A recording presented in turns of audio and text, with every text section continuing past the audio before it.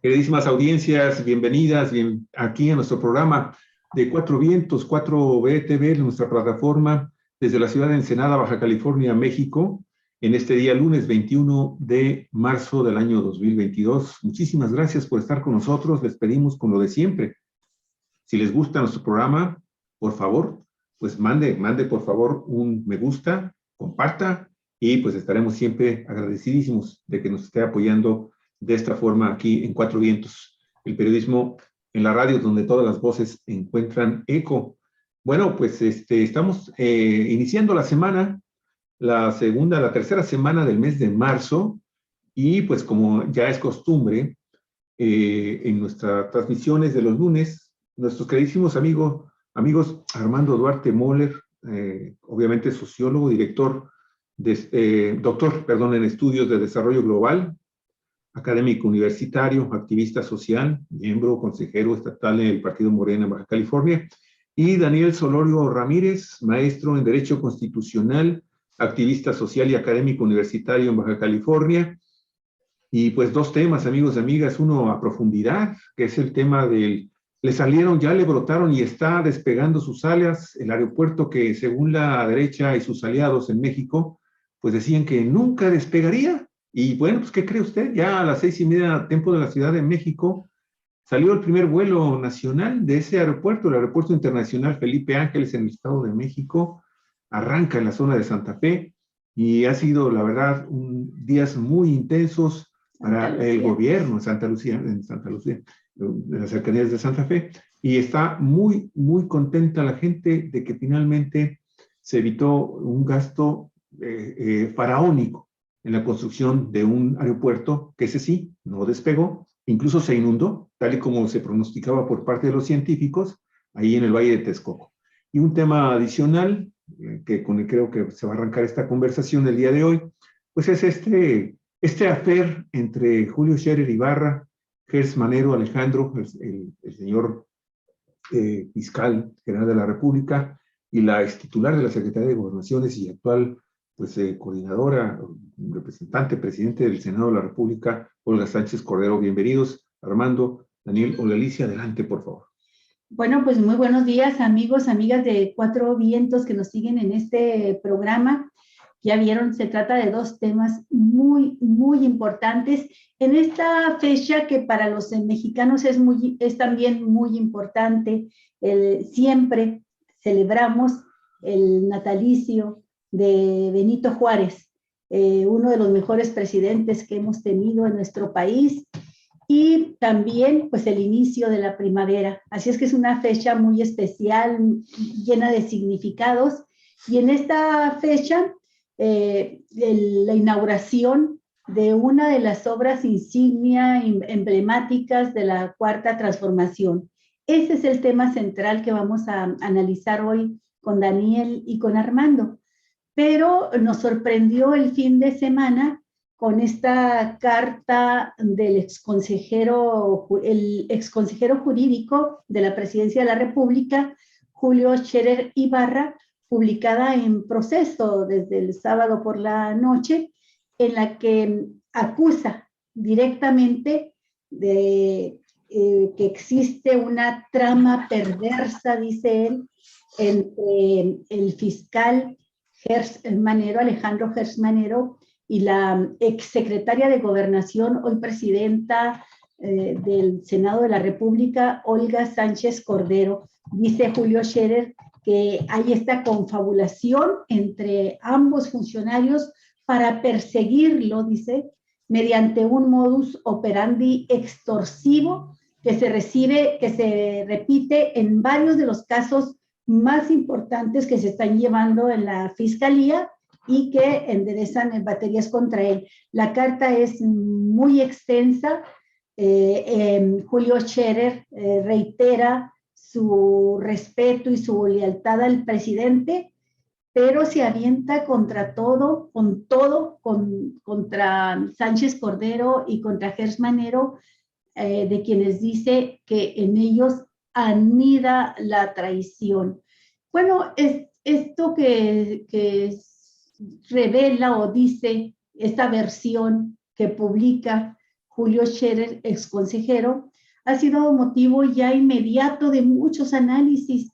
Entre ellos, me llamó la atención aquellos que hablan ya de un cisma en la cuarta transformación, de una crisis, la 4T en crisis. Así fue un programa especial en domingo que hizo Carmen Aristegui con sus invitados, pues siempre en una misma línea, en una sola interpretación, y vamos a estar escuchando toda la semana versiones en ese sentido, pero también pues vamos a tener que llegar a un análisis más profundo de estos hechos de entrada, y por el momento yo le quiero pedir a Armando que nos dé una opinión inicial sobre esto que está sucediendo y de lo que el presidente de la República, López Obrador, dio una respuesta muy escueta hoy, de entrada también, de momento, diciendo, bueno, pues es un asunto en el que no me voy a meter, está en manos del poder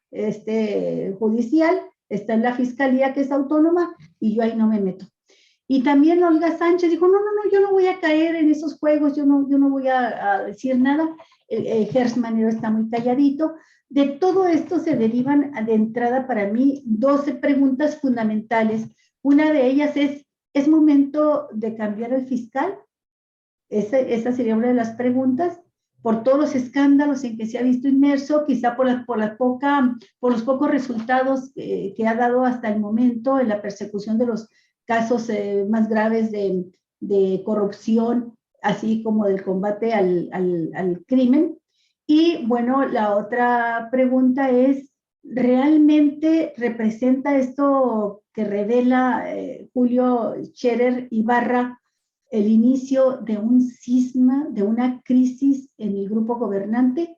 Yo dejo las preguntas así abiertas, espero una opinión de Armando, y también una ilustración que nos dé, una explicación que nos dé el abogado Daniel Solorio sobre el procedimiento que habría de seguir en caso de que fuese la salida, el cambio de fiscal.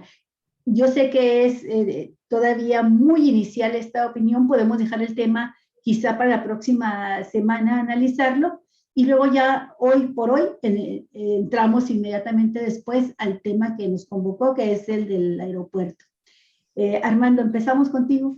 Sí, gracias, buenos días. Buenos días. Pienso que sin lugar a dudas este conflicto es importante, no solo para el gobierno, para el pueblo de México, porque involucra a personajes muy destacados de lo que ha sido pues la administración del presidente Andrés Manuel López Obrador, en lo que se refiere, por ejemplo, al consejero jurídico y a Olga Sánchez Cordero, que hasta hace poco fue secretaria de Gobernación, y que involucra también a pues el principal personaje dentro de la Fiscalía Autónoma, que es el propio fiscal, Gers Manero. Entonces, pues no es un asunto menor, es un asunto de importancia. Y si bien es cierto, hoy el presidente fue escueto, pienso yo que más bien fue prudente, porque es un tema que acaba de salir, es un tema que tiene tal vez muchas ramificaciones, y opinar a la ligera es hasta cierto punto irresponsable, sobre todo tratándose del presidente de la República. Y en este sentido, me parece a mí que igualmente, para hacer un análisis sereno de esta situación, pues hay que esperar, hay que ver, hay que investigar las cosas. y no adelantar juicios. Me parece muy apresurado decir que esto significa ya un cisma dentro de la cuarta transformación. La verdad es que eso obedece más a aspiraciones o intereses personales o de grupo que a una realidad, ¿no? Indigna del periodismo, ¿verdad? Del periodismo que pretende ser periodismo serio. O sea, aquí hay que irse más a fondo de las cosas, investigar las cosas, y no plantear las situaciones así como será, no será. Pues creo que no es la función del periodismo, ¿no? Por otra parte, a mí me parece que los hechos objetivos pues no reflejan el cisma dentro de la cuarta transformación. No quiere decir que no haya diferencias, pues las ha habido todo el tiempo y han sido públicas, y el presidente ha reconocido que su gabinete es un gabinete plural y que hay diferentes maneras a veces de interpretar lo que se busca. que es este cambio profundo, cambio verdadero, y que en consecuencia, pues quienes están ahí al frente de alguna dependencia, alguna responsabilidad importante dentro del gabinete, pues actúan en función de esa percepción y que poco a poco tiene que irse ajustando, tiene que irse afinando para que avance en el camino deseado. En este sentido, el hecho de que en esta ocasión haya habido este desencuentro entre personajes importantes de la Cuarta Transformación no es elemento suficiente para hablar ya de un cisma, ¿no? Con lo que eso significa. Una división ya inevitable, profunda, que va a dar al traste con todo. Precisamente hoy que se inaugura una de las obras más importantes, surge esta situación, ¿no? O sea, la Cuarta Transformación está cumpliendo con muchos de sus objetivos. Hablar de una crisis, de un cisma, a mí me parece muy exagerado. Ya se rebasó la cantidad de 10 millones de adultos mayores que reciben la pensión. Ya se incrementaron las aportaciones a los diferentes programas sociales. México está viviendo una situación de estabilidad económica que ya quisieran otros países en el marco de una situación internacional tan compleja como la que vivimos, ¿verdad? Se está inaugurando una de las obras emblemáticas de este gobierno, como lo es el Aeropuerto Internacional Felipe Ángeles. Y bueno, hablar de un cisma y de una crisis, la verdad es que, pues yo no sé en qué mundo viven, ¿verdad? Sí hay problemas, pues, los ha habido todo el tiempo y los va a seguir habiendo porque quien piense que todo es color de rosa, pues está viviendo en otro mundo. Entonces, como dice alguien por ahí, se desilusionan los ilusos.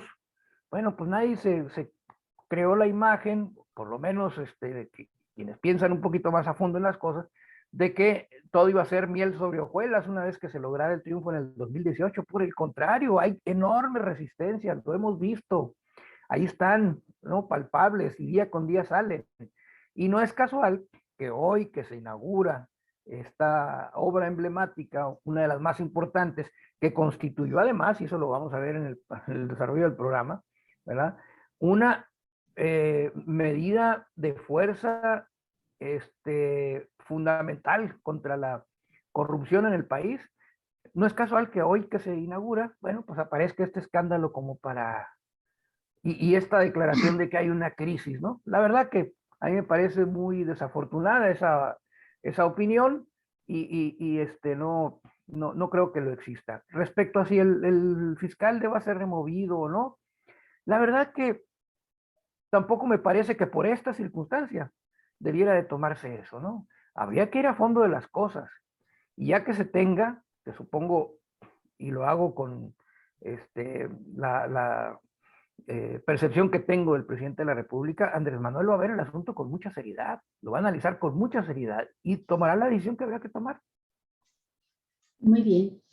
Pues, y tú, Daniel, ¿cómo ves esta situación? ¿Cómo viste esta carta y, y qué crees que pueda suceder? ¿Puede llevar a la destitución del fiscal? No la carta en sí, sino la acumulación de casos de escándalos en los que se ha visto involucrado. Te lo pregunto así también de directo porque en uno de los programas anteriores tú dijiste que quizá ya era hora también de cambiar al fiscal.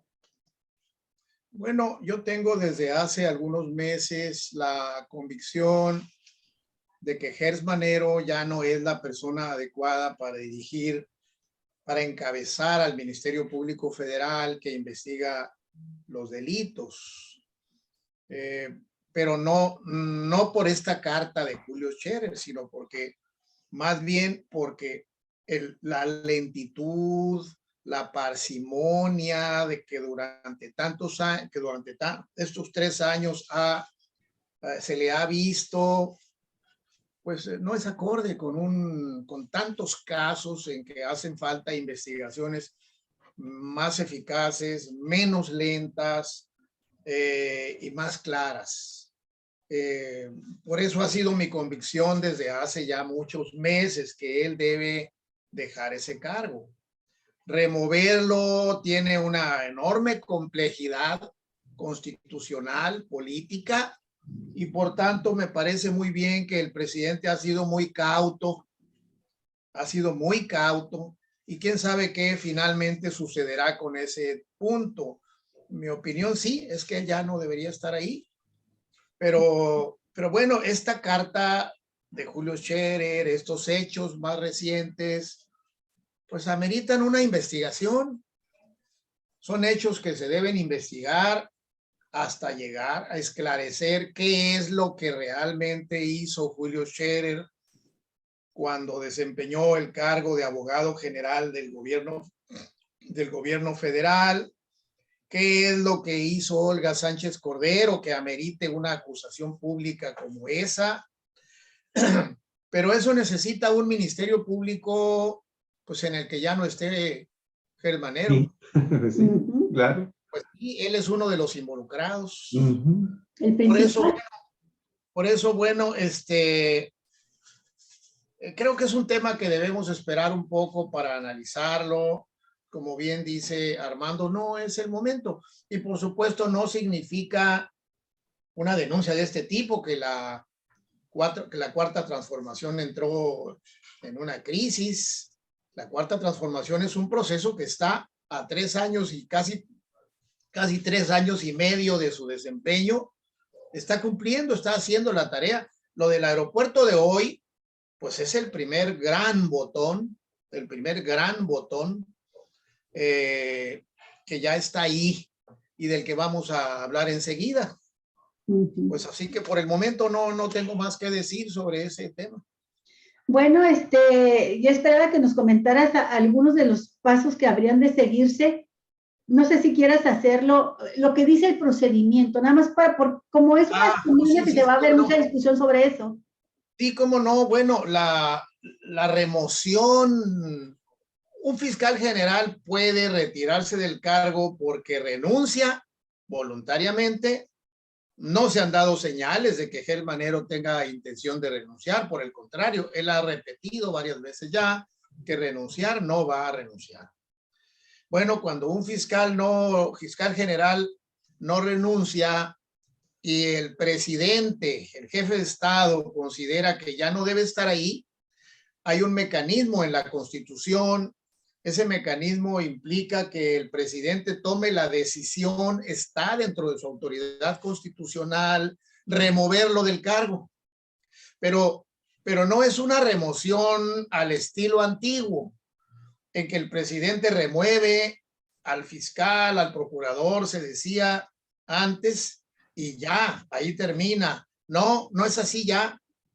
La Constitución prevé que el presidente puede retirarlo, removerlo del cargo, pero automáticamente el asunto pasa a discutirse en la Cámara de Senadores. El asunto se discute en la Cámara de Senadores y está dentro del poder constitucional del Senado, inclusive la potestad de reinstalarlo en el cargo si no comparte el punto de vista del presidente. Por eso es un mecanismo ahora muy delicado. Me parece que el presidente está siendo muy cauto, tomando en cuenta todos los resortes constitucionales que se mueven.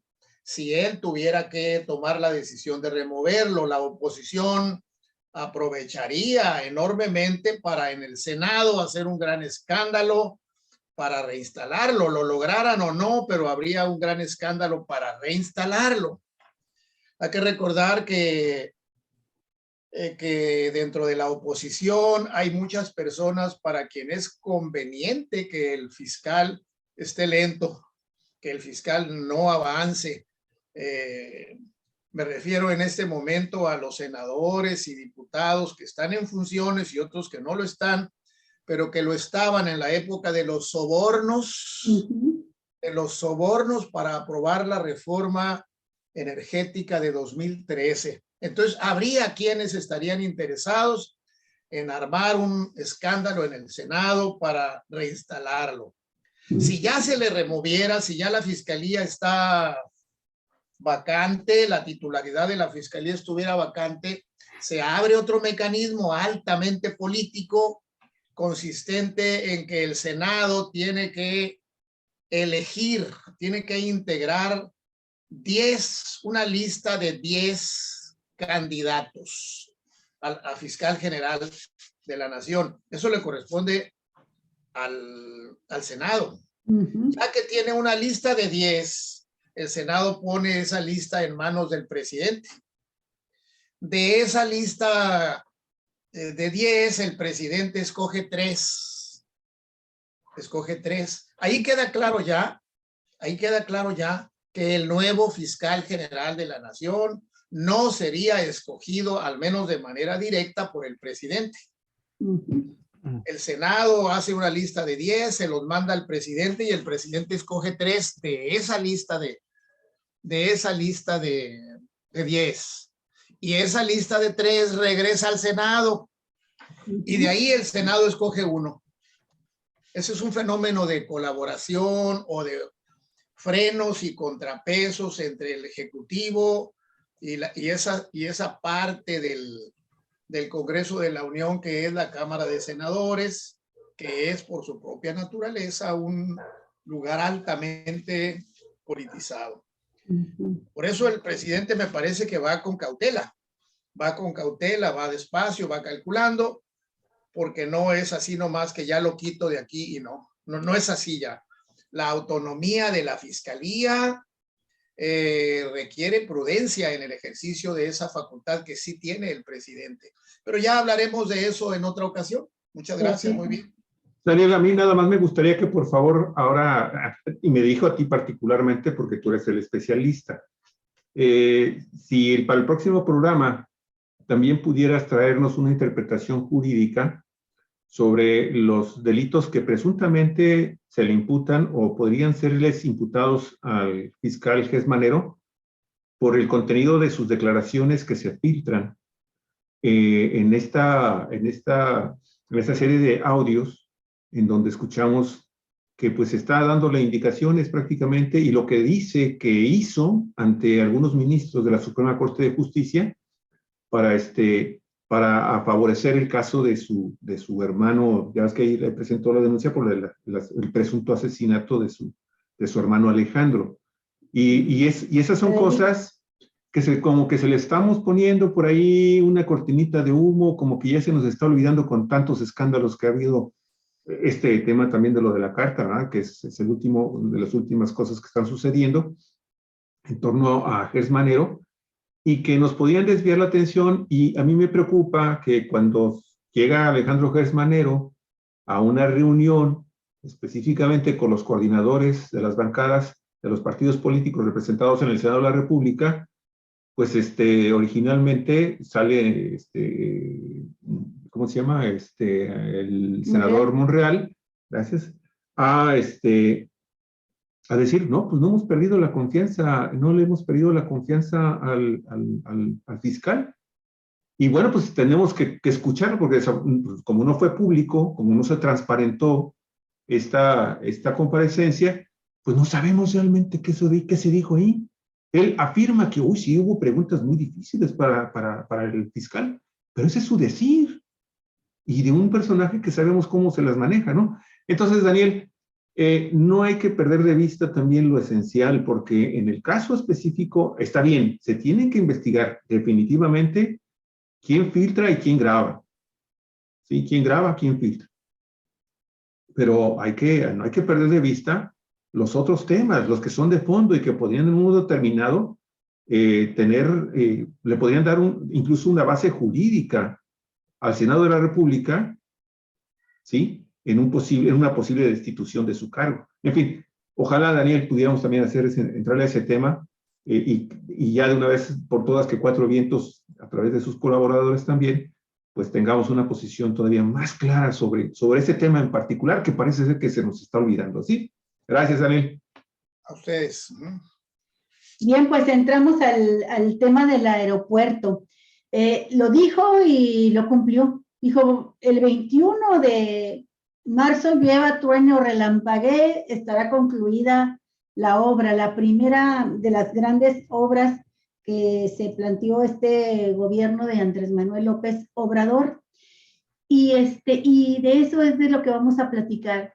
yo no quiero pasar por alto el hecho de que se inaugura, en la víspera de que se inaugure el aeropuerto, se publica un libro por demás interesante. No lo he leído, por supuesto, pero he escuchado las entrevistas que ha dado el ingeniero Javier Jiménez Espriu, que fue el primer secretario de Comunicaciones y Transportes, y que se encargó de este trabajo tan difícil que marcó al gobierno de López Obrador, que fue cancelar la construcción del aeropuerto en Texcoco, el aeropuerto internacional que se estaba construyendo en Texcoco. Jiménez Espriu escribe un libro que se llama así, La cancelación, el pecado original de AMLO. Es un título muy provocador, pero ya en las entrevistas resulta muy interesante cómo él puntualiza cada uno de los argumentos que demuestran que era realmente irracional, imposible la construcción de ese aeropuerto, y termina pues señalando que fue la mejor decisión cancelarlo, pero de ahí quiero que vayamos al que sí se construye y que lo anuncia también López Obrador desde que está en campaña, y lo dice, lo hace público en su libro La Salida, que es el libro que difundió en campaña, la salida a la crisis, la salida al neoliberalismo, la salida a la corrupción, y ahí plantea López Obrador con toda claridad que el aeropuerto de Texcoco, este negocio jugoso con el que se les hacía agua a la boca a grandes magnates, tenía que ser cancelado porque iba a ser un barril sin fondo que iba a comprometer los recursos de la nación durante una eternidad si es que se llegaba a concluir su construcción. Está este antecedente pues del libro, y también el documental que hizo Epigmenio Ibarra y que está increíble. Lo estuvimos viendo ayer, el documental ya del nuevo aeropuerto. No sé si ustedes tuvieron oportunidad de verlo, Daniel, Armando, pero de ahí se desprenden varias cosas que creo yo quiero hacerles preguntas más adelante de lo que me dijo a mí ese documental. Por lo pronto, pues me gustaría mucho, Armando, que nos dieras tu opinión sobre el significado que tiene la construcción de este aeropuerto, la manera en que se logra construir, la participación de los ingenieros militares, el monto, lo que significó en ahorro para el erario, y en fin, ¿qué te dice a ti el que ya lleguemos de las pocas veces, y no de las únicas, a ver una obra concluida en tiempo y forma, como se había previsto? Adelante, Armando. Armando, nada más déjame explicar. Esta fotografía es en las pasadas lluvias fuertes en la Ciudad de México. Así quedó después de las lluvias. O sea, es más, hasta Andrés Manuel López Obrador evitó este escándalo en caso de que se hubiera continuado con esa obra faraónica. De Texcoco. Este es el aeropuerto de Texcoco que finalmente no se llevó a cabo precisamente por este tipo de riesgos, ¿no? ¿Cuánta razón tenía precisamente el presidente y sus asesores técnicos cuando dicen ahí no, porque es muy alto riesgo de inundación, y se cumplió? Disculpa, Armando, adelante ahora sí. Sí, bueno, el significado de que se haya concluido esta obra, más bien los significados, pues pueden hacer, purgarse desde distintas perspectivas. Yo destacaría en primer lugar el significado que tiene que ver en términos políticos, ¿no? El Aeropuerto Internacional de la Ciudad de México de Texcoco era, si no el más grande, uno de los más grandes negocios que la cúpula neoliberal había implementado a partir de la presidencia de Enrique Peña Nieto. No era solamente la construcción misma del aeropuerto, los contratos que presumiblemente estarían en vigor durante prácticamente toda la vida del mismo aeropuerto por los requerimientos tan altos de mantenimiento que este aeropuerto debería de tener, dadas las características del suelo en donde se construyó. Se hablaba de que iba a ser necesario que año con año se invirtieran miles de millones de pesos en mantener a flote este aeropuerto, porque existía una tendencia al hundimiento mucho mayor que la de manera natural se da en la zona. Y esto representaba pues un gran negocio. Pero aparte la especulación con los terrenos cercanos al mismo, que favorecerían sin duda alguna a personajes vinculados a este grupo político del Estado de México, del cual surgió Enrique Peña Nieto. Pero además estaba también el gran negocio con los terrenos del actual aeropuerto de la Ciudad de México, el Benito Juárez, que iba a dejar de ser utilizado, toda esa inversión iba a dejar de ser utilizada, pues se iba prácticamente a tirar a la basura, para construir ahí un desarrollo inmobiliario de grandes proporciones, que evidentemente también favorecería a esta élite neoliberal. En este sentido, y por esa razón, la cancelación del aeropuerto de Texcoco fue una de las banderas más importantes que enarboló Andrés Manuel durante su campaña. Y el hecho de que haya tomado la decisión de cancelarlo es precisamente un acto de fuerza, en el sentido de que, de decir, se acabó. Este negocio de corrupción no va más, porque la Cuarta Transformación tiene precisamente como uno de sus principales propósitos acabar con la corrupción en el gobierno y romper ese vínculo entre poder público e iniciativa privada, negocios públicos, negocios privados desarrollados bajo la sombra del gobierno. Y eso era, ni más ni menos, el aeropuerto de Texcoco. Si Andrés Manuel no lo hubiera cancelado, hubiese faltado a su palabra, hubiese pasado por encima de uno de sus principales postulados. Y en ese sentido fue un acto de congruencia haber cancelado este aeropuerto. Mucho se habló de que eso era irracional porque era inversión tirada a la basura. Bueno, no obstante que hubo que pagar la cancelación de los contratos, y que esto llegó a una cantidad importante en términos de miles de millones de pesos, lo ahorrado justifica que se haya tomado esta decisión. Este aeropuerto de Texcoco, de la Ciudad de México, se iba a concluir en su primera etapa en 2025, casi 10 años después de iniciada la obra.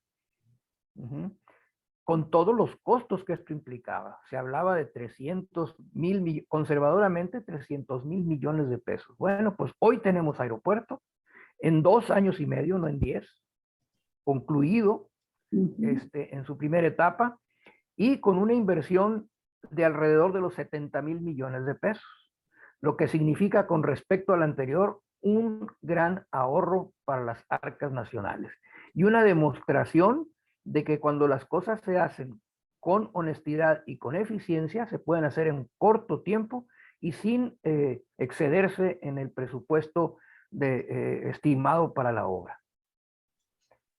Otra cuestión que quisiera yo destacar también es el hecho de que es también una demostración del presidente de la República en lo que significa la operación misma de esta administración. Esta es una gran obra que se realizó sin actos de corrupción, que se realizó ajustándose al presupuesto y que se construyó con los estándares de calidad más altos. Y esto no porque lo diga yo, porque lo han dicho muchas personas, incluso observadores y especialistas internacionales que han venido, que han sido invitados precisamente a ver la obra para que constaten esta circunstancia. Y bueno, esta es una demostración de que cuando hay voluntad política y hay firmeza de principios, las cosas se pueden hacer sin que exista corrupción. Recordemos, simple y sencillamente, la famosa refinería de Hidalgo, ¿no? En donde solo quedó en una barda perimetral que costó una millonada y fue ahí sí que fue dinero tirado a la basura, ¿verdad? En eso quedó la famosa refinería de Calderón. Y no se diga tantas y tantas obras, tanto a nivel federal como a nivel local, que son fuente de corrupción, que terminan costando mucho más de lo que inicialmente se tenía planeado. Bueno, veamos el caso del tren Toluca-México, ¿no? Que se calculaba que iba a costar 30,000 millones de pesos, que se iba a concluir durante el sexenio de Peña Nieto. Todavía no se concluye, se va a concluir en este sexenio, pero no costó 30,000, costó 90,000 millones, o va a costar 90,000 millones, 3 veces más. ¿Por qué? Mala planeación, mala gestión del proyecto, lo que en la teoría de las políticas públicas se llama la gobernanza, mala gobernanza. La gobernanza es la ejecución adecuada, la ejecución correcta, la gestión correcta de la política pública. Y en este caso hubo una gestión sucia, mal planeada. Se han tenido que hacer un montón de reconsideraciones en el proyecto porque se quiso hacer pues a como se acostumbraba, ¿no? Ahí se va, al aventón, a ver qué sale, porque mientras más tarde, más dinero le sacamos, ¿no? ¿Quién sabe cuántos contratistas hayan sido beneficiados con esta obra de manera totalmente ilegítima? Entonces, aquí hay una demostración de que las cosas, cuando hay voluntad, cuando hay honestidad y decisión, se pueden hacer y se pueden hacer bien. Entonces, yo creo que estas serían como dos primeras impresiones sobre lo que esta obra significa, más allá de otros detalles que podríamos comentar más adelante. Muy bien.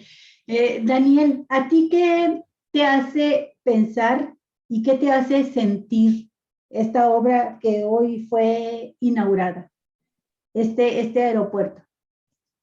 Bueno, lo primero que me hace sentir es ganas de viajar a la Ciudad de México y en un vuelo a Santa Lucía. Y ya me estoy preparando para volar a la Ciudad de México lo más pronto que me sea posible. Eso es lo primero que tengo que decir. Vámonos. Quiero conocerlo de manera directa. Y bueno, segundo punto que quiero decir. Es muy oportuna, sumamente oportuna la aparición del libro de Jiménez Espriu. Del ingeniero Jiménez Espriu.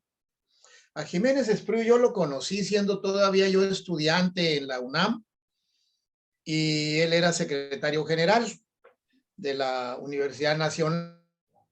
Ahí lo pude alguna vez inclusive saludar en la torre de la rectoría. Siempre me pareció que es un hombre limpio, que es un hombre decente, que es un profesional.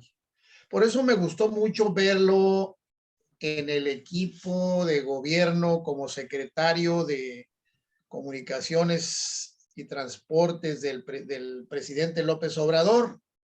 Y sobre todo en la medida en que él estuvo explicando a los grupos empresariales involucrados en la construcción del nuevo aeropuerto del Naim de Texcoco, pues explicándoles con enorme paciencia los motivos, las razones, los datos por los que era indispensable cancelar Texcoco.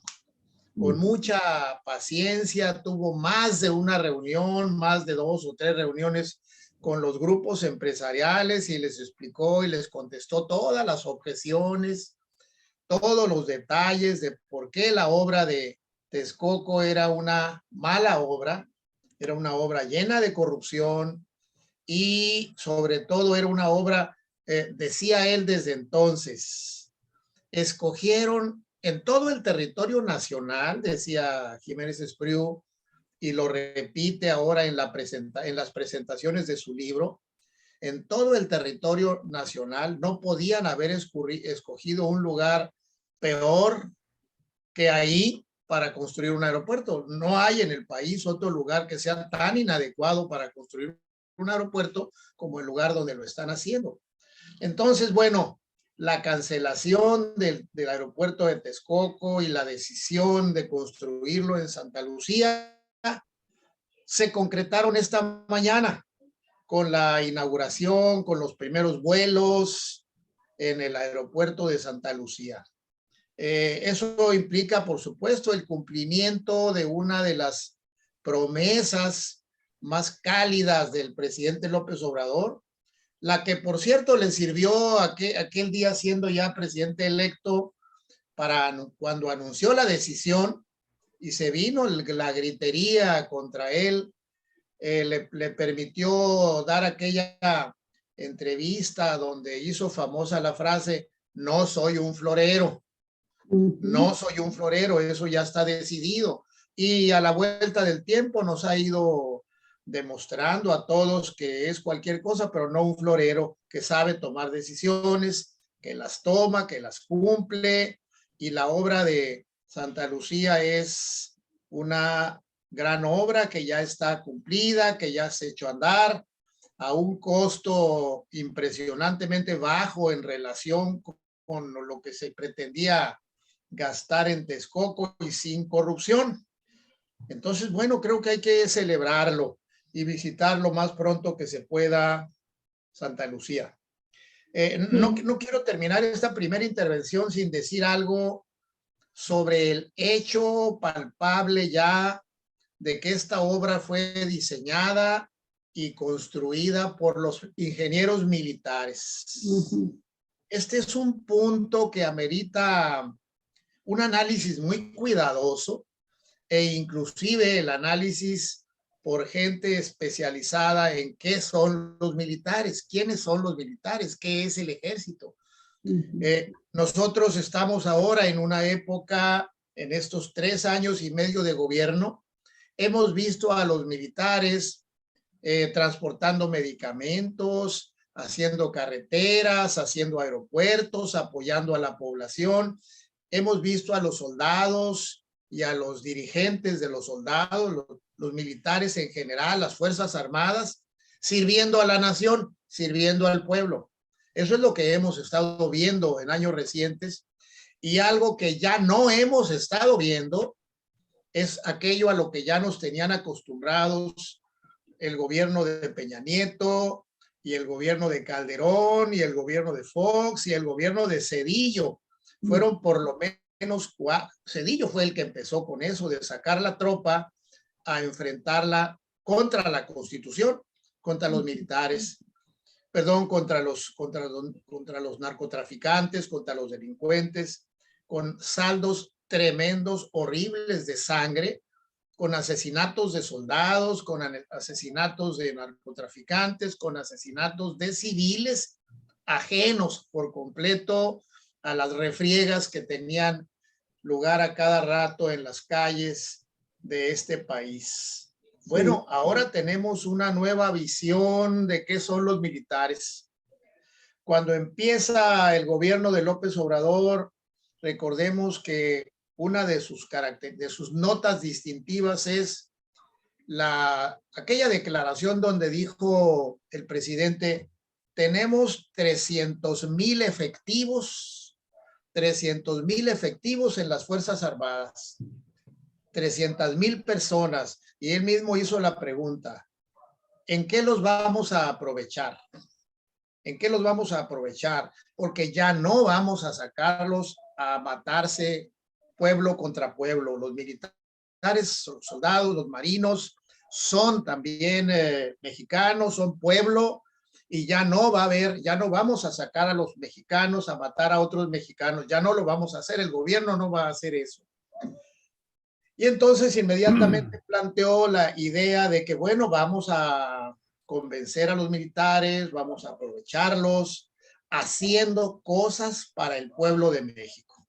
Y hemos estado viendo, este momento de hoy es un momento importantísimo para replantearnos con mayor profundidad qué son los militares en este país, porque mucha gente, muchos tenemos todavía fuertemente marcada en la cabeza la época aquella del 68 en que los militares fueron lanzados a matar estudiantes.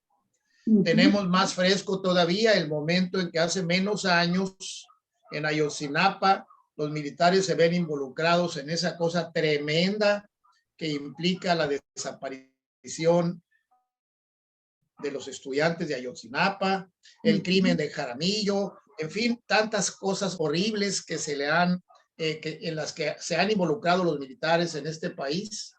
Pero estamos en una época donde estamos viendo los militares haciendo el bien.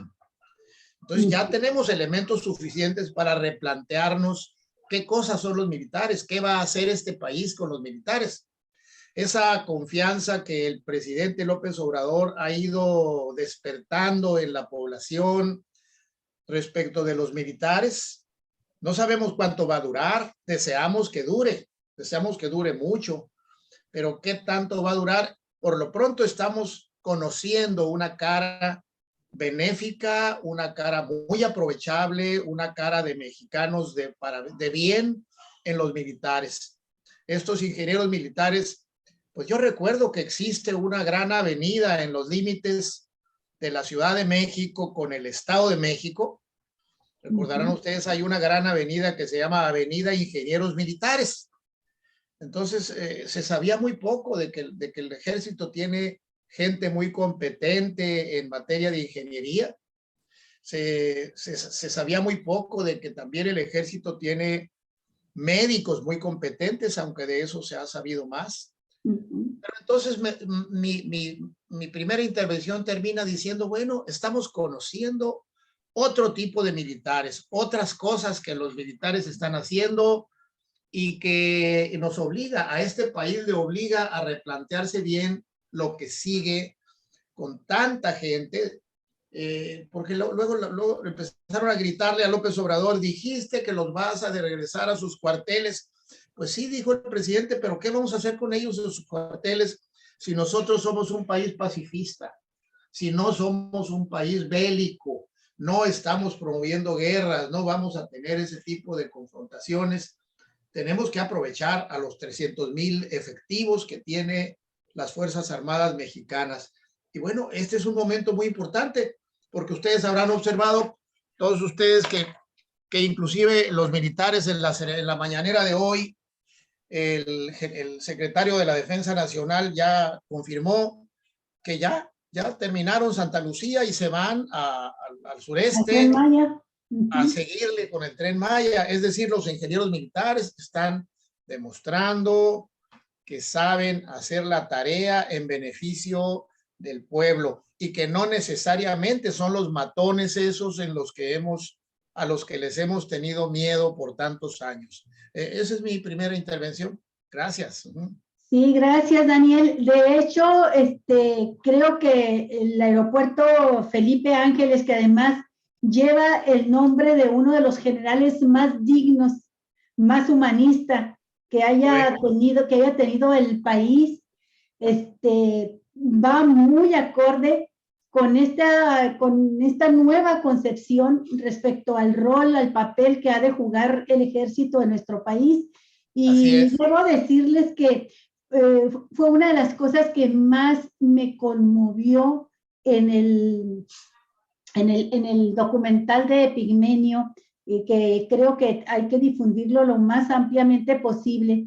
Esta sonrisa de Gustavo Vallejo, el ingeniero encargado de la obra, el ingeniero militar encargado de toda la obra, de Luis Crescencio Sandoval, la entrevista a Crescencio Sandoval, el titular, el jefe de la Sedena, cuando ellos mismos, cuando Sandoval, él mismo dice, ya estamos dejando atrás, es otro momento, estamos dejando atrás esa época negra, ¿no? En la que el ejército fue utilizado para reprimir al pueblo. La institución del ejército mexicano debe de servir a la nación, y creo que se llenaban de orgullo saber que estaban construyendo algo que no solamente los identifica más con la patria, sino que lleva a esto que mencionó López Obrador, y me parece esta profundidad tremenda, cuando dice de lo que se trata es que el pueblo y el ejército pueblo, y hace las manos así, ¿verdad? Trabajemos juntos, unidos en un proyecto. Entonces es otra visión completamente diferente. Nada más quiero dar un dato, por favor, que me permitan. Miren, Gerardo Fernando Bravo, que es el director general del Grupo Aeroportuario de la Ciudad de México, destaca un hecho muy relevante. Cuando se pensaba construir Texcoco, el aeropuerto internacional en Texcoco, se pensaba también en destruir todo lo demás que ya había. El aeropuerto internacional Benito Juárez, cerrar el aeropuerto de Santa Lucía y que dejara de funcionar el aeropuerto del Estado de México, de Toluca. Ahora, con este aeropuerto y esta concepción diferente, tenemos ya una red aeroportuaria en toda la zona metropolitana, y el dato no deja de ser relevante. El cálculo que se tenía para este único aeropuerto, que sería en la visión neoliberal de Peña Nieto y la oligarquía que estaba haciendo el proyecto, se pensaba que iban a mover hasta 70 millones de pasajeros anuales. Bueno, pues el director del Grupo Aeroportuario de la Ciudad de México, Gerardo Fernando Bravo, dice que con esta red aeroportuaria se va a poder mover el doble de la cantidad de pasajeros que movería Texcoco, nada más. Quería aportar este dato. Yo rápidamente quiero subrayar un asunto que creo que es de enorme significativo. Es un emblema para la sociedad mexicana. Es algo en lo que los mexicanos nos habíamos desacostumbrados, y estábamos ya prácticamente resignados a que las grandes obras de este país se hicieran siempre con capital privado, que finalmente, si hacíamos investigación, muchas veces esas grandes obras de la iniciativa privada, pues contaban con subsidios importantes por parte del erario. Y eso desafortunadamente nos fue dejando la idea de que el Estado mexicano y que los mexicanos no éramos capaces de hacer nada si no venían alguien de fuera, o la oligarquía y la plutocracia nacional intervenían para finalmente que se hicieran las cosas. Y esto, ahorita te voy a dar la voz, mi estimado Daniel, y esta obra en particular nos viene de nueva cuenta a muchísimos mexicanos que habíamos perdido la confianza en el Estado mexicano y en sus gobiernos, en sus autoridades, ¿sí? Nos viene de alguna forma a hacer renacer en este momento la esperanza de que los mexicanos somos capaces de hacer finalmente las obras. O sea, aquí se caen dos mitos que nos vinieron contando desde el advenimiento del neoliberalismo en nuestro país, de que los mexicanos somos incapaces de hacer las cosas, ¿sí?, por nosotros mismos, y el tema del ejército mexicano. El ejército mexicano había caído en un gran descrédito, y le está costando, pero ahí va poco a poco, de alguna forma recobrando con este tipo de proyectos en donde intervienen y se involucran, y hasta donde se sabe, se ejerce con claridad y con honestidad y con transparencia el recurso público. Bueno, pues vemos que a final de cuentas se le tiene la confianza suficiente como para pensar, y esto también no lo debemos de olvidar, que este aeropuerto queda en manos también de una institución pública encabezada por el ejército mexicano. Y entonces eso también, de alguna forma, es una especie de candado ante las ansias de querer hacer negocio de algunos cuantos que piensan que posiblemente con una transformación de un gobierno de nueva cuenta de derecha o ultraderecha pudiera de alguna forma minar esta fortaleza que se está logrando de que los mexicanos podemos hacerlo con nuestros propios recursos. Y en ese sentido, bueno, en el caso de Baja California, rápidamente lo señalo, ayer tuve la oportunidad de checar en la Gaceta Ecológica de la Semarnat que ya está autorizada la segunda gran planta central de ciclo combinado de generación de energía eléctrica para la zona en donde los bajacalifornianos habitamos. El año pasado se autorizó ambientalmente el proyecto de la Comisión Federal de Electricidad para San Luis Río Colorado. Ayer observé ya en la Gaceta, en los resolutivos, que el pasado día 10 de marzo, la Comisión Federal de Electricidad recibió ya el permiso ambiental para realizar la planta de ciclo combinado, mi estimado Daniel, y esta es una noticia importantísima para Baja California, pero específicamente para los mexicalenses, ¿sí? Esta planta nueva, que va a generar hasta 725 megawatts por hora para Baja California, está autorizado. Y esto se va a hacer con recursos 100% nacionales, públicos, con recursos de los ciudadanos. Y es muy probable que en este mismo año, porque se les está dando un plazo de hasta 36 meses, una vez que sean notificados, ya lo despachó la Secretaría de Medio Ambiente a la Comisión Federal de Electricidad, ya se lo notificó el día 10 de marzo, ¿sí? Tienen 36 meses para empezar a limpiar y a ponerse a trabajar. Yo espero que los ingenieros mexicanos de la Comisión Federal de Electricidad y probablemente algunos militares estén próximamente en San Luis Río Colorado y en Mexicali, sacando también adelante estas grandes obras que requería el país y que nos habían vendido la idea de que no era posible si no entraba la iniciativa privada en contratos de asociación pública-privada o directamente con inversión pública, con inversión de los extranjeros, pero previa inversión pública para que se pudiera desarrollar este tipo de proyectos. Daniel, adelante, por favor. Bueno, no puedo dejar de referirme a la propaganda intensa que las estaciones de radio de Bonilla siguen haciendo a la ley de asociaciones público-privadas. Ayer escuché en el 1150 de AM en Mexicali, que es una estación de PSN, la propaganda intensa en favor de las asociaciones público-privadas, en medio de la defensa que están haciendo de Bonilla a propósito de la denuncia que presentó el gobierno de Marina en su contra por el fraude, que aunque el presidente dice que no hay modo de que haya habido un fraude ahí, aparentemente sí hay un fraude que amerita una investigación cuidadosa de la Fiscalía del Estado, porque sin permisos firmaron contratos para que una empresa privada nos esté cobrando ahora sin que hubiera los permisos, sin que haya siquiera empezado la obra, una empresa privada nos esté cobrando al Tesoro de Baja California, al erario de los bajacalifornianos, una cantidad inmensa de millones de pesos. Te refieres al proyecto Next Energy, ¿verdad? El proyecto de energía solar. Sí, la planta fotovoltaica. El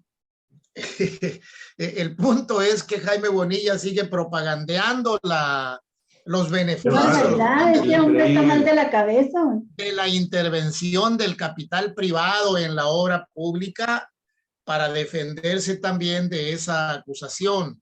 Y bueno, cierro diciendo, a propósito de que el libro del ingeniero Jiménez Espriu, en sus presentaciones, él ha estado destacando que es completamente falso que el aeropuerto de Texcoco estuviera planeado para ser hecho con inversión de capital privado, que eso es completamente mentira, esa propaganda que se hizo de que hoy lo vamos a hacer con capital privado, no nos va a costar ni un 5 a nosotros. Esa es una de las grandes mentiras que el ingeniero Jiménez Espriu descubre ahí en su libro. Y bueno, esa es mi intervención. Sí. Gracias. Armando, sí, me gustaría que también tú nos dieras tu opinión sobre esta participación del ejército en el gobierno de la Cuarta Transformación. Yo no conocía, por ejemplo, que la escuela de ingenieros del ejército, pues ya tenía tantos años funcionando, es de 1824, algo así, la fecha 21. de 1821, su creación ya tiene más de 200 años, y tanto potencial que teníamos desaprovechados, y tanto que se estaba deteriorando la imagen de esta institución del ejército, me refiero por el uso que el presidente López Obrador lo dijo en este documental de Pigmenio. Dice, quien pagó los platos rotos fue la institución, el ejército, que se desprestigió ante el pueblo, pero los culpables fueron quienes dieron las órdenes de lanzar al ejército contra el pueblo, y fueron los presidentes de la República. Bueno, me gustaría tu opinión, pero también mencionar lo siguiente. Hablamos del aeropuerto y pensamos que se trata pues de las instalaciones normales de un aeropuerto, y en realidad lo que se construyó fue una obra compleja, integral. Es decir, se removió todo lo que era la base militar, se reubicó en otra zona, se creó una unidad habitacional que además se ve bellísima en las imágenes, y se construyó un hotel de 5 estrellas, y se construyeron 3 museos. El Museo del Mamut, que a mí se me hace que el más padre, de Tierra de Gigantes, que se me hace de los más bonitos de los museos que pueda haber, porque se demostró cómo la obra hay una preocupación también por cuidar, ¿verdad? La cultura, por cuidar el ambiente, y al encontrarse de pronto con que ahí en esas son pues una superficie de 2.331 hectáreas, lo que componen esa base militar de Santa Lucía, y de las cuales 1.531 se destinaron al aeropuerto. En esa superficie pues había un cementerio de mamut y de otros animales de la época que convivían, y bueno, es un complejo de obras muy importante, y como dijo el general Gustavo Vallejo cuando rinde el informe ahí al presidente, dice, se construyó sin que aumentara un 5 el presupuesto, y a tiempo, sin que nos excediéramos un minuto en el tiempo programado, ¿no? Adelante, Armando. Y pues mira, en alguna ocasión, me acuerdo en uno de estos programas, comentábamos acerca de las funciones que estaba desarrollando el ejército en este momento, y comentábamos cómo había sido la integración de los mandos en este gobierno, y lo que eso implicaba en términos de tratar de reestructurar al ejército. Me parece que esa fue la palabra que yo utilicé. Que Andrés Manuel López Obrador estaba reestructurando al ejército mexicano. Y creo que va todavía más allá. Ha estado transformando, no es una simple reestructuración, es una transformación del ejército mexicano. ¿Una revolución de conciencias también ahí, Armando? Sí, también, porque como tú bien mencionas, la imagen de las Fuerzas Armadas era la imagen de del instrumento de control social o de represión que tenía el Estado para el ejercicio de la fuerza legítima, como decía Max Weber. Y que había sido verdaderamente utilizado con estas características de manera muy fuerte por parte de algunos regímenes anteriores.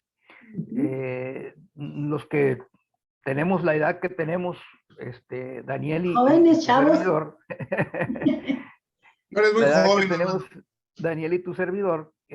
Soy el mayor de todos. A ver, déjame mostrarte al público a ver si es cierto, déjame ver. Definitivamente eres más viejo. Eres el más chavo. Que cuando nos hablaban del ejército, la imagen que venía en nuestras mentes, pues era el ejército del 68. ¿no? El de la guerra sucia, el de la represión, Ujú. que no distaba mucho de la imagen del ejército de Pinochet, por ejemplo, o del Exacto. ejército del golpe de Estado de Argentina. ¿Mm? Ujú. Esa era la imagen que teníamos del ejército y crecimos con esa imagen. Incluso buena parte de nuestra actividad política se miraba con recelo, con temor, como dijo Daniel, a las Fuerzas Armadas. Y hoy lo que estamos viendo es un ejército que está no propiamente cumpliendo funciones militares en el sentido, pues para lo que es creado un ejército, que es la defensa del territorio, de la soberanía nacional y en un momento dado para llevar adelante los intereses geopolíticos de algún país como instrumento armado. Veamos lo que está pasando en algunas otras latitudes del mundo, particularmente en Ucrania, ¿no? Allá en Europa. La cuestión es que en México lo que estamos viendo ahorita es un ejército que asiste a la población en momentos de desastre, ¿verdad? Es un Ujú. ejército que está construyendo obras civiles para beneficio de toda la nación. Es un ejército que está cambiando su rostro y que se está, en ese sentido, pienso yo, transformando, dejando de ser visto como un instrumento de represión para empezar a ser visto como un instrumento para el progreso, para el desarrollo de nuestro país. Y a mí me parece que este será tal vez uno de los legados más importantes de este gobierno, Sí. haberle cambiado el rostro a las Fuerzas Armadas de nuestro país.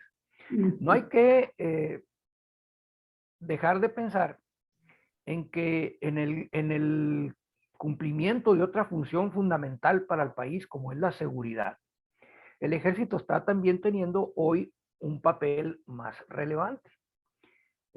Escuchaba yo en semanas anteriores el informe que se dio en relación, por ejemplo, con la cuestión de los decomisos de armas, los decomisos de droga y de Ujú. otros eh, La captura ajá, de narcotraficantes, de jefes del narcotráfico también. sí, pero particularmente me refiero a esto porque el ejército y la marina se han hecho cargo hoy de las aduanas, que Sí. son pues las puertas de entrada y a través de las cuales, secreto a voces, ¿no?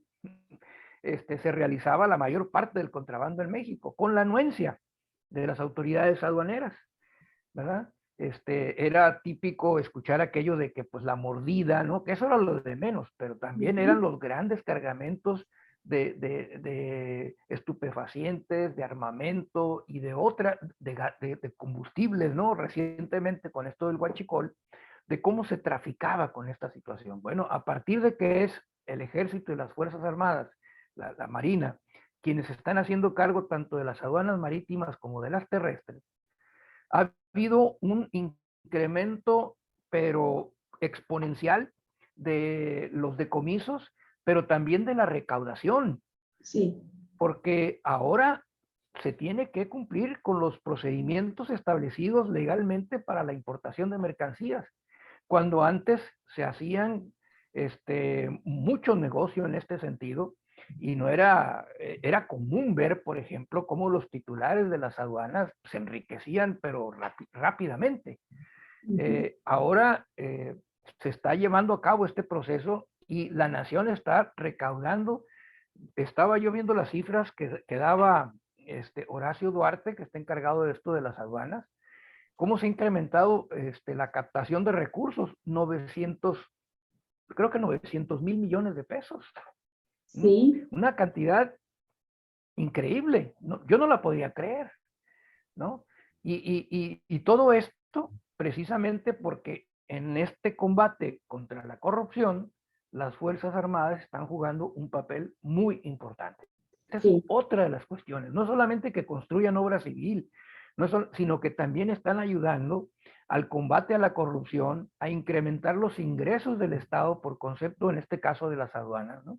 Ujú. Y todo esto beneficio pues de la transformación del país. Entonces, algunos ven la participación de las Fuerzas Armadas como la amenaza de la militarización. Y yo mencionaba, habría que ver, en aquella ocasión que platicábamos, cómo es que hoy el ejército está actuando. Y precisamente hacía referencia a esto. Antes, bueno, eran cientos de miles de personas que estaban pues prácticamente consumiendo presupuesto y sin aportar prácticamente nada. Ahorita yo creo que con todo lo que ha hecho el ejército está más que autofinanciado, ¿sí? Se paga solo con los ahorros que hemos tenido, con las obras que se han hecho, con los decomisos y el manejo de adecuado de las aduanas. Prácticamente este ejército se está haciendo autofinanciable, ¿no? Y si aparte de esto le sumamos que va a administrar algunas empresas en las que la utilidad va a ser para los gastos de las pensiones de los militares, pues eso también va a ser digamos, una liberación de recursos del presupuesto normal del gobierno. En ese sentido, pienso yo, pues, que habría que mencionar aquí este proceso de transformación que se está dando en las Fuerzas Armadas de México, este cambio de imagen, de rostro, y que tiene que ver con la forma como este gobierno está echando mano, está utilizando, echando mano o apoyándose en estas instituciones de la República, que son fundamentales, que siempre han jugado un papel muy importante y que no hay que olvidar tampoco que los orígenes históricos de este ejército son muy diferentes a los de otras naciones. Lo decíamos en alguna ocasión, este no es un ejército de casta, no es una casta militar, aunque pueda haber dentro de los militares algún sector, la verdad es que el ejército en sus orígenes no es así. Este fue un ejército, fue una Guardia Nacional, precisamente, ¿no? Un ejército venido del pueblo, era el pueblo en armas, luchando por la reforma, luchando por la revolución, o sea, es otro tipo de ejército que no se constituyó con los cánones tradicionales de los ejércitos que en muchos países, incluidos países de Latinoamérica, y yo destacaría el caso de Chile, sí son ejércitos que vienen precisamente de las élites en el poder.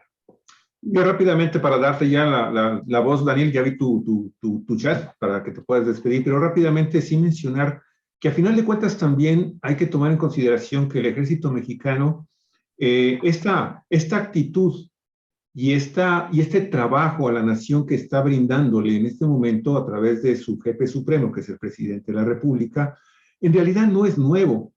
De hecho, por algo se toma a este enorme personaje que es Felipe Ángeles, ¿sí? Para darle nombre a este aeropuerto, porque Felipe Ángeles en su tiempo marcó también una enorme diferencia entre el ejército corrupto, el ejército traidor, el ejército que llegaba a las comunidades a levantar en leva a los jóvenes para que se sumaran a las fuerzas federales, ¿sí? Para combatir a los revolucionarios. Bueno, él, con una formación académica que era especial para México en ese tiempo, bueno, Felipe Ángeles llegó incluso a ganarse el respeto en el estado de Morelos y en los estados sureños de la República Mexicana de los zapatistas. ¿Por qué? Porque tuvo la decencia de no llegar a vandalizar, a asesinar, a desaparecer y a enrolar a la fuerza a los civiles.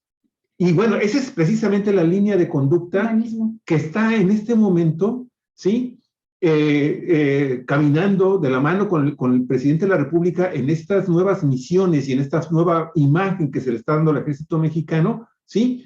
Pero que se pudo haber adelantado si Cuauhtémoc Cárdenas hubiera llegado a la presidencia en el 88, porque hay que recordar que en el 88, en el 87 y 88, con el rompimiento de Cárdenas y su grupo con el Partido Revolución Institucional, un sector muy importante también del ejército lo estuvo respaldando y estuvo apoyándolo tras bambalinas, vamos a ponerlo así, ¿sí? Y que bueno, finalmente sucedió lo que tenía que suceder. Entonces, este grupo de altos mandos militares y la tropa, ¿sí? Que está haciendo esta labor de lavamiento de cara del ejército mexicano, no es nueva. Ahí estaba, ha estado siempre, ¿sí? Y que Y hay que recordar que desafortunadamente tuvo que ceder ante la detención del exsecretario de la Defensa Nacional cuando lo agarran en Los Ángeles, en el aeropuerto de Los Ángeles. Sí, al general Cienfuegos, muchísimas gracias.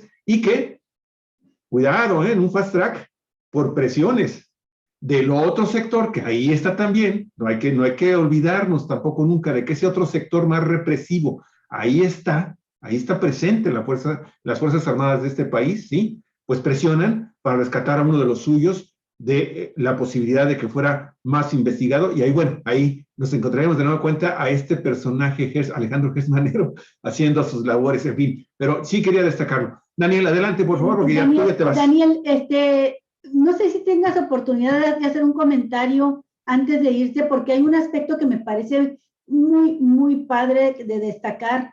El documental de Pigmenio se llama Una obra del pueblo. Y hasta ahorita hemos hablado del ejército, de los ingenieros militares, pero resultó para mí muy aleccionador también el mensaje que dirige López Obrador a los trabajadores.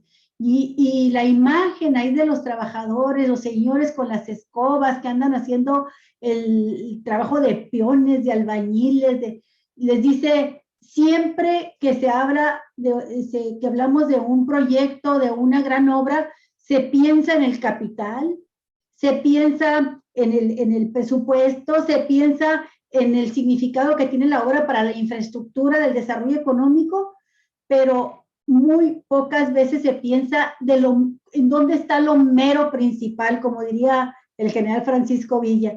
Le dice, ¿y quién es lo mero principal? Pues ustedes, los trabajadores. Sin los trabajadores no logramos nada, no solamente sin los trabajadores de México, los trabajadores del mundo. Y tiene esto que se dice tan sencillo, tiene un profundo significado ideológico.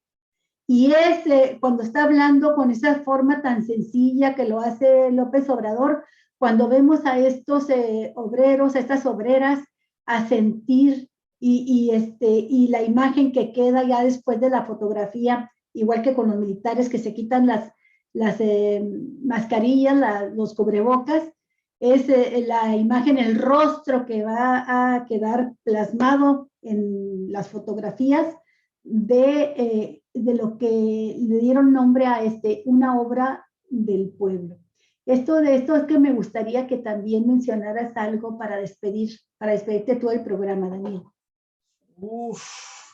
Bueno, diré que esa referencia del presidente López Obrador a que sin los miles y miles de trabajadores que se dedicaron por 2 años y medio a hacer lo que llamamos la talacha, a hacer el trabajo, a escarbar, a soldar, a pegar, a todo eso que se necesita diseñar para tener el aeropuerto de hoy, los trabajadores, pues nos manda directamente al manifiesto comunista de 1848, trabajadores del mundo unidos. Trabajadores del mundo unidos. Tiene, por supuesto, un mensaje ideológico muy relevante que yo celebro mucho, porque efectivamente las grandes obras siempre llevan el nombre del que tuvo la idea, del que puso el dinero, pero del que dio la orden, pero quedan escondidos, quedan ocultos los miles de trabajadores, los que acarrearon las piedras para las pirámides de Egipto, los que acarrearon las piedras y las fueron acomodando, que muchos de ellos se murieron en el intento para las pirámides de Teotihuacán.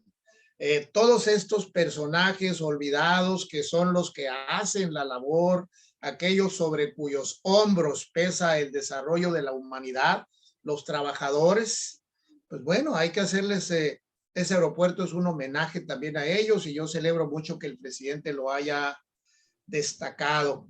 No me voy sin destacar algo que encuentro en esta conversación. Encuentro, Olga, una similitud entre tus palabras y las de Claudia Sheinbaum. Hoy temprano Hoy temprano también escuché un cachito de un discurso de ayer o de hoy en la mañana de Claudia Sheinbaum, cuando dijo que vio el trabajo de Pigmenio Ibarra, el video tan interesante sobre una obra del pueblo, del documental. Y dijo Claudia Sheinbaum, me conmovió hasta las lágrimas. Sí, a mí me daba pena decirlo ahorita, sí, pero me sucedió lo mismo. Pero tú también dijiste hace ratito, me conmovió, no dijiste hasta las lágrimas. Pero la verdad es que le llamé a Javier yo lo estaba viendo en el celular, terminé de verlo y le dije, Javier, tenemos que ver este documental en la pantalla grande de la televisión. Y lo volví a ver y sí, es conmovedor hasta las lágrimas, me emocionó mucho. Esas palabras tuyas y las de Claudia Sheinbaum me hacen pensar en una idea con la que yo me he movido desde hace muchos años en el mundo, que es, no me gusta decirlo de esa manera, pero lo siento así, las mujeres son bastante superiores a los hombres en muchas cosas, porque perciben cosas que los hombres no percibimos. Y bueno, a mí me gustó muchísimo el video de Pigmenio Ibarra, pero no me conmovió hasta la no lloraste. Gracias, Daniel. Gracias a ustedes, hasta luego. Hasta luego. Daniel. Nos continuamos con Armando para cerrar el programa, Armando. En la misma línea esta de que es una obra del pueblo y este reconocimiento que hace López Obrador a los trabajadores, este discurso que les dirige y que está lleno de contenido político, ideológico también. Hay un aspecto que es la estética, la arquitectura. Y si recordamos todo lo que nos mostraron de cómo iba a ser el aeropuerto de Texcoco, pues hablaba de una elegancia exuberante, hasta inhibidora, para mucha gente que decimos, híjole, yo no puedo estar ahí, ¿no? O sea, me siento ajena a ello, ¿no? Pero, y cuando López Obrador empieza a hablar del proyecto de Santa Lucía, sus críticos dicen, el aeropuerto patito ya va a salir con sus corrientadas, sus cosas chafas, ¿no? Y resulta que quienes ya lo conocen y quienes pudimos verlo en este documental, nos damos cuenta que se trata de una gran obra, pero aquí voy a hacer referencia a otra frase, a otras palabras que dijo el presidente. Dijo, esta es una arquitectura moderna, pero y funcional, tiene una elegancia sobria, ¿verdad? Funcional todo, porque es una obra que también desde el punto de vista arquitectónico está pensada para todos, ¿verdad? Para el pueblo también. Esto me parece importante porque ya nos lleva también al terreno de la estética y por supuesto, pues de la arquitectura. ¿Qué piensas de ello, Armando? Armando, nada más tantito para que tengas, Olga y Armando, una idea de cómo lo ven gente que recorre el mundo, gente que tiene muchísimo dinero, que han conocido muchos aeropuertos en el mundo, porque ellos estuvieron presentes hace unos cuantos minutos atrás en la inauguración ya formal del aeropuerto. Por cierto, ya llegó el primer aeropuerto, ya llegó, el primer vuelo que llega al aeropuerto ya llegó hace unos cuantos minutos también. Estuvo el empresario Carlos Slim, el empresario Carlos Hahn y el empresario Carlos Bremer, súper magnates de este país. Llegaron, lo que están diciendo, Carlos Slim, presidente del grupo Carso, ¿sí? Le preguntaron, ¿qué le parece la obra? Me parece muy bien. La construcción es espectacular y en un tiempo extraordinario para su ejecución. ¿Qué dijo el presidente del Consejo de Administración del Grupo Banorte, Carlos Hahn González? Sorprende el estado viendo terminado en tiempo y en forma. Nos da muchísimo gusto poder estar aquí acompañando al señor presidente. Vengo entrando, no nos ha dado tiempo. Vamos a tener tiempo de recorrerla, pero por lo que veo, es una obra espectacular. Y Carlos Bremen, que es el presidente del grupo financiero Valud, dice, está muy bonito, es una obra de arte, se hizo a toda velocidad, toda parte histórica que tiene está espectacular. Me encantó desde la estatua que está afuera, el caballo arriba, pues está hablando del general Felipe Ángeles. Todo representa nuestra historia. Entonces, yo estoy muy feliz de estar aquí disfrutando. Increíble, y la rapidez con la que se hizo es importante. Es espectacular. Nada más de 3 empresarios que, dejando a un lado, ¿sí?, las grillas, todo, reconocen en este aeropuerto, Armando, una obra espectacular. Ahora sí. Bueno, puedo opinar sobre la estética solo por las imágenes a las que he podido tener acceso a través de los videos y de las fotografías en los medios y en las redes sociales. La verdad es que lo que he visto también me ha llamado poderosamente la atención. Me parece una obra, desde el punto de vista estético, con una calidad muy alta, pero nada se comparará con la experiencia de estar ahí y de poder ver todo lo que hay alrededor de esto, ¿no? Ustedes lo mencionaban hace un momento, no solamente se tiene que considerar la cuestión relativa a la instalación aeroportuaria en sí, sino a todo lo que hay alrededor. No sé si haya habido en el caso de México, me parece que no, un aeropuerto que tenga incorporado por lo menos estos 2 grandes museos. Son 3, ¿sí? El de Tierra de Gigantes, el Museo Aeronáutico, ¿y cuál otro? El tren. El tren presidencial y la historia de los trenes del Venustiano Carranza. Sí, son 3 atractivos turísticos de la mayor importancia. Ya vale la pena ir al aeropuerto, a la Ciudad de México, y quedarse un par de días en el área del aeropuerto para conocer todo esto, que seguramente será impresionante. Yo he visto hospitales y escuelas también. Sí, es una pequeña ciudad. Sí. He visto los videos y las fotografías y me llama mucho la atención. De hecho, este año tengo programado por lo menos un viaje a la Ciudad de México, y ya estoy pensando irme con días de anticipación para quedarme ahí, no irme a la Ciudad de México, quedarme ahí a ver todo esto, que es extraordinario lo que se ha podido percibir.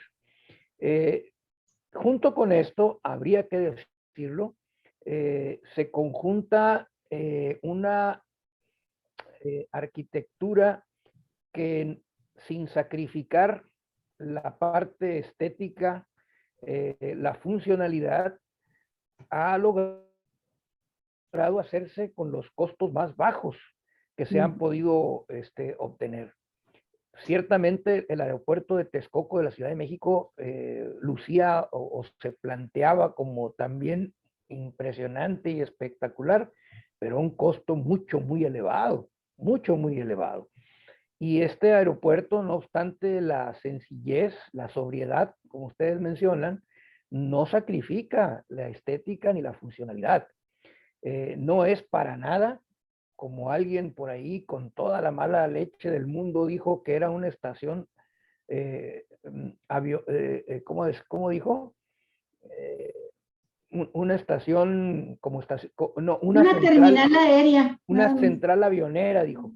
Una central avionera, como queriéndolo degradar al grado de central camionera, ¿no? Una central avionera. Para nada, es una obra, sí, austera, es una obra, sí, sobria, pero es una obra que no sacrifica, insisto, la estética, es decir, es bonita, pero además también es funcional. Y sobre todo, no tuvo los costos, ni implicará en su mantenimiento los costos que sí traería el aeropuerto de Texcoco. Y nos faltó hablar, Armando, que es una de las cosas que ahora, ya ves que quienes están haciendo campaña en contra de todo, de lo que haga el gobierno de López Obrador, pues del aeropuerto han dicho muchas cosas que se les ha ido cayendo los argumentos uno a uno. incluido el hecho de que la torre estaba chueca y que se iba a caer, ¿no? La torre de control, que por cierto está bellísima. Pero también ahora lo que dicen es que pues es una obra incompleta porque está incomunicada y que va a ser prácticamente imposible llegar a ella, que en términos así chacoteros llegan a hablar de que se llevará todo el día trasladarse de un punto de la ciudad para llegar al aeropuerto. Nos faltó hablar, yo no conozco todavía mucho de ello, pero de todas las vialidades que también se construyeron. Se construyeron varias vialidades para conectar al aeropuerto con diferentes puntos del Estado de México y de la ciudad, y también, pues ya sabemos, una vía férrea, porque va a haber un tren que te lleve directamente a una estación del metro, ¿no? Son 6 vialidades. 6. En construcción, las que se tenían que construir. 2 están totalmente terminadas, incluyendo una ramal de una autopista. La verdad no conozco bien por allá, pero esa está concluida. Y así como otra vialidad más. Están en construcción 4 más, que están estimando que en el transcurso de los próximos meses estarán concluidas. Una cosa muy importante también que se logró es que el Metrobús está listo y está funcionando, ¿sí? Está funcionando ya en este momento. Y bueno, hoy en la mañana, tomando en consideración que es un día feriado, también que a las 5 o 10 de la mañana el presidente salió del Palacio Nacional para dirigirse a las instalaciones del aeropuerto, porque ahí fue donde a las 6 de la mañana, ahí se realizó la sesión de seguridad que todos los días se realiza con diversos funcionarios y todas las áreas que dependen de la seguridad pública y del Ejército Mexicano, de las Fuerzas Armadas. Ahí se desarrolló, y ahí también se realizó hoy en la mañana la conferencia matutina. Y en el transcurso del día de hoy está programado el arribo de 3 naves, bueno, ya el movimiento con 3 naves para un total de 2,063 pasajeros. Es lo que va a atender en este momento el aeropuerto. Así va a estar durante el transporte. Y lo que pasa, amigos y amigas, y hay que señalarlo, es que no todas las compañías aéreas ya han firmado muchas. Creo que ya tienen contratos para ir a hacer sus operaciones ahí, alrededor de unas 10 o 12 aerolíneas. Faltan todavía varias más, pero están en negociación, y muchas de ellas, al ver que ya está esto funcionando, sin duda alguna van a acelerar sus trámites. Todavía no se sabe, en este momento no hay vuelos ni del aeropuerto de Santa Lucía a Tijuana o a Mexicali. Todavía sí no existen. Sí hay uno ya. Sí hay de Tijuana directo al Santa Lucía. Parece ser, bueno, qué bueno. Entonces, porque es Aeroméxico, ¿no? Es Aeroméxico quien, es la compañía. Y también ¿cómo se llama la otra? Volaris. Volaris también. Volaris. Bueno, sí. Entonces, en el transcurso de los próximos días se van a ir armando, y entonces el crecimiento va a crecer, y por lo mismo la necesidad de estas vialidades, incluyendo este ramal también del tren Toluca, México, también se va a terminar, y todas las obras que hasta donde sabemos, están dentro de un presupuesto que creo que se amplió hasta 120,000 millones de pesos, pero ya incluyendo todo esto, ¿eh? Creo que la diferencia que estaba hablando el presidente de la República el día que veíamos en el programa, en el documental de Pigmenio, sabemos que la diferencia entre un aeropuerto Texcoco en primera fase y el aeropuerto en Santa Lucía, estaba hablando de el ahorro, alrededor de 135,000, 140,000 millones de pesos todavía como ahorro, y ese dinero está sirviendo para el tema del Tren Maya, que ese es otro tema. Ok. ¿Algo más que quieras comentar, Armando, para concluir? Bueno, pues simple y sencillamente que hay que celebrar que esta primera de las grandes obras anunciadas por el gobierno llegó a su culminación en los tiempos y con los presupuestos estimados, lo que habla muy bien de la administración pública, de la administración llevada a cabo por este gobierno. y que nos hacen pensar que las otras grandes obras que están ya por inaugurarse en breve, como son primero la refinería de Dos Bocas y posteriormente el Tren Maya, van también a ser entregadas en tiempo y forma. El anuncio hecho de que se traslada al Tren Maya toda la fuerza de la mano de obra, los ingenieros militares que estuvieron trabajando en el aeropuerto Felipe Ángeles, pues es una garantía de que también allá en el sureste esta obra, el Tren Maya, será concluido en los tiempos en que se ha estimado. No obstante, la cantidad de obstáculos que se le han puesto. Este aeropuerto también los tuvo, recordemos, la cantidad de amparos y trabas de carácter legal que se hicieron por parte pues, de la oposición, hay que decirlo, el litigio estratégico realizado por Mexicanos contra la Corrupción y otras instituciones por ahí, que trataron de limitar, de impedir que el aeropuerto pudiese ser concluido en el momento en que se dijo. Y miren ustedes, a pesar de todo, aquí está, ¿no? Entonces, todo lo que se pueda decir y argumentar por parte de los opositores de que no se va a concluir Dos Bocas y de que lo mismo pasará con el Tren Maya, bueno, la realidad nos está diciendo que las cosas van a ser diferentes. Entonces yo celebro la culminación de esta obra, la considero un gran triunfo de este gobierno de la Cuarta Transformación y que seguramente se verá reiterado con la finalización de los otros grandes proyectos. Se me pasó mencionar también el tren transísmico, que son las grandes obras de infraestructura que este gobierno se ha impuesto. Así es. Pues muchas gracias, Armando. Con esto terminamos el programa. Qué gusto poder empezar la semana con algo tan bueno, ¿verdad? Y nos vemos la próxima semana. Ahí vamos calculando cómo evoluciona también lo del caso con el que iniciamos hoy, que fueron las denuncias contra Gers Manero, y vemos si ese es el tema el próximo lunes. Ya nos pondremos de acuerdo. A ustedes, amigos, amigas de Cuatro Vientos, pues muchas gracias por habernos acompañado. Si les gustó el programa, compártanlo. Vamos a agregar aquí en el chat el enlace para el video del que tanto hemos estado hablando, el documental de Epigmenio Ibarra. Y pues bueno, que tengan muy bonita semana. Javier. Pues muchísimas gracias, amigos, amigas de Cuatro Vientos, muy amables por mantenerse aquí informados y que si el análisis y los comentarios que aquí estamos haciendo les sirven para que también usted vaya formando su propia opinión sobre estos temas que son fundamentales para nuestro país, pues adelante, qué bueno que así funcione. Amigos, no sé si tenemos otro. Ya no, ok. Pues nos estamos viendo mañana, amigos y amigas, cuídense mucho y hasta el día de mañana. Pase bien, descanse. Buen provecho. Hasta pronto.